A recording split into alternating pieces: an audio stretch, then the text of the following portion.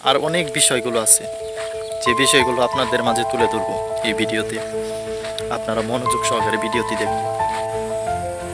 আমাদের গ্রামীণ পরিবেশ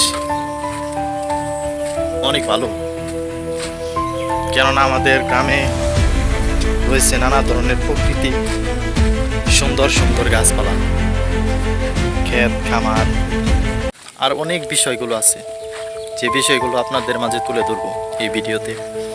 আপনারা মনোযোগ সহকারে ভিডিওটি দেখুন।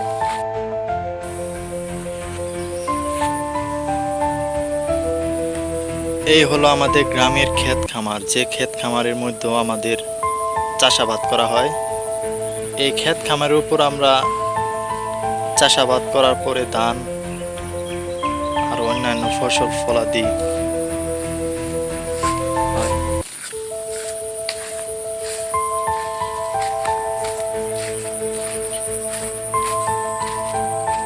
যেগুলো থেকে আমরা সবসময় সুন্দর সৃষ্টিময় আবহাওয়া করতে পারি।